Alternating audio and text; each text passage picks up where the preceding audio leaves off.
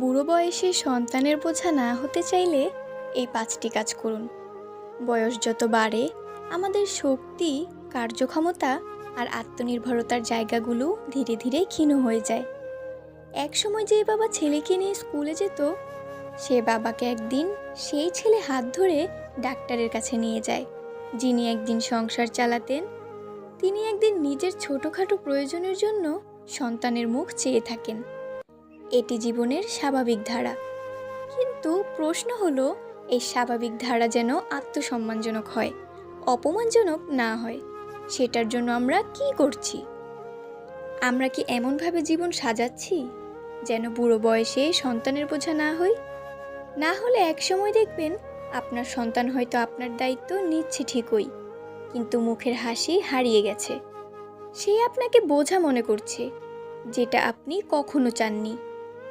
আজকের এই ভিডিওতে আমরা এমন 5টি গুরুত্বপূর্ণ কাজ নিয়ে কথা বলবো, যা আপনি যদি এখন থেকেই করতে শুরু করেন, তাহলে ভবিষ্যতে আপনার সন্তান আপনাকে ভালোবাসবে, সম্মান করবে এবং আপনাকে বোঝা মনে করবে না।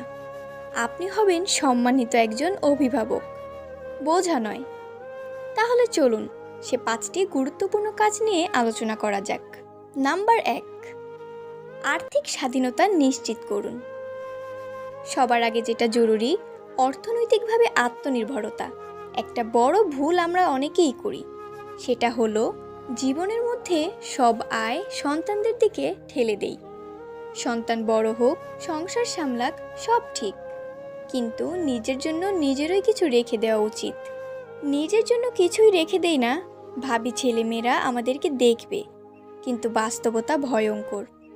অনেক সন্তানের এই সক্ষমতা বা মানসিকতাই থাকে না পিতামাতার সকল দায়িত্ব নেবার।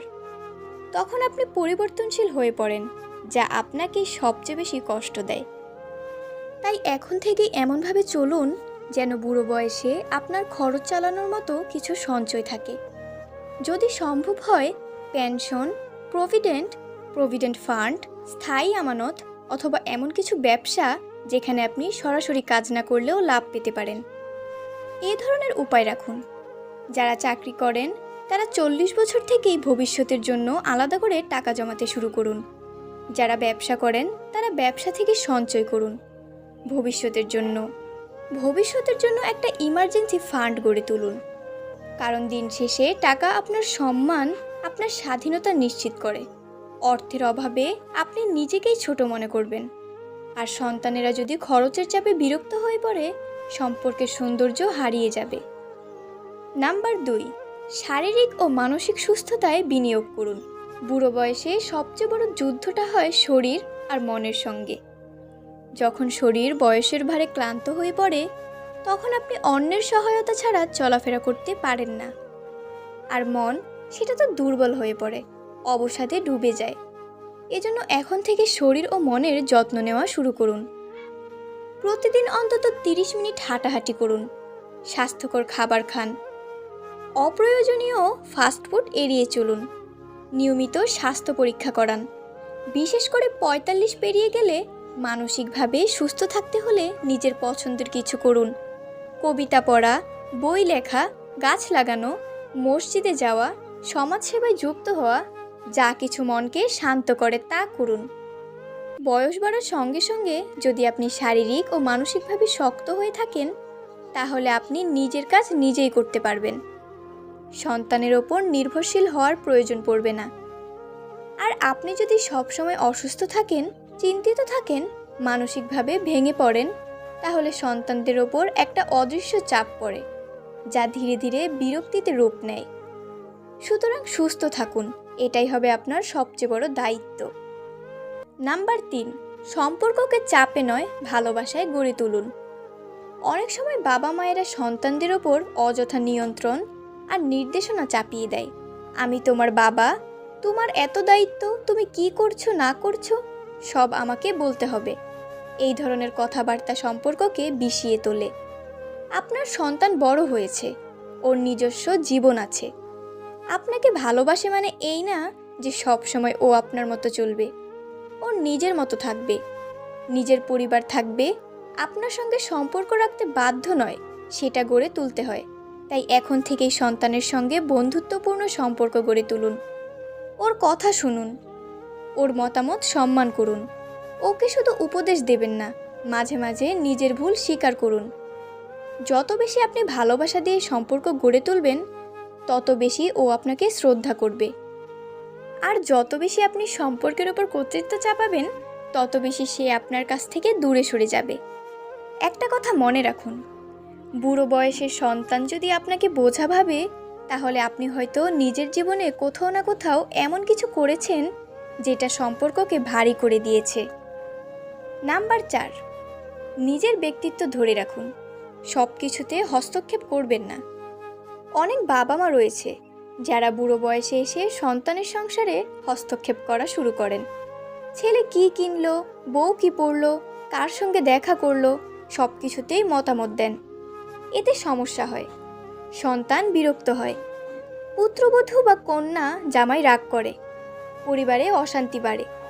আপনি যদি সবসময় হস্তক্ষেপ করেন, তাহলে একসময় সন্তান বলবে, বাবা তুমি থাকো, কিন্তু নিজের মতো থাকো। এই নিজের মতো মানে অনেক সময় এক ঘরে করে দেওয়া, একা করে দেওয়া। এই অবস্থা থেকে বাঁচতে হলে আপনাকে নিজের ব্যক্তিত্ব বজায় রাখতে হবে।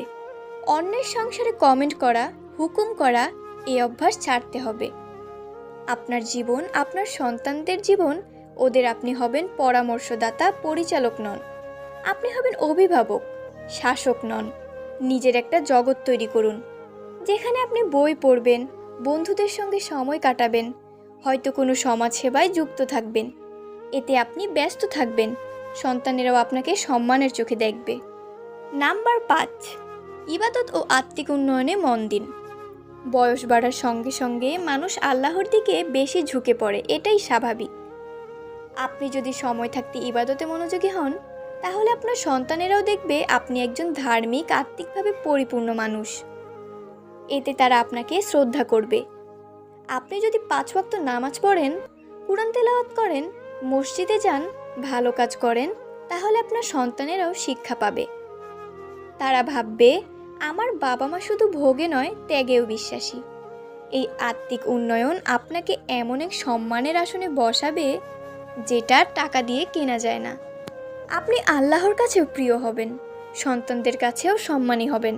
সবচেয়ে বড় কথা, যে ব্যক্তি নিজেকে আত্মিকভাবে উন্নত করে, সে দুনিয়ার অভাব অভিযোগে কম কষ্ট পায়।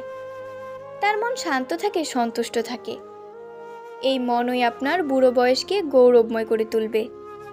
জীবনটা খুব বড় কিছু নয়, কিন্তু এর প্রতিটি অধ্যায় গুরুত্বপূর্ণ। আপনি হয়তো এখন সুস্থ, শক্তিশালী, কর্মক্ষম, কিন্তু একদিন আপনি হবেন বয়স্ক, দুর্বল, পরনির্ভরশীল। তখন আপনি কি চান? আপনার সন্তান আপনাকে সম্মান করুক, ভালোবাসুক, নাকি বিরক্ত নিয়ে আপনার দায়িত্ব পালন করুক?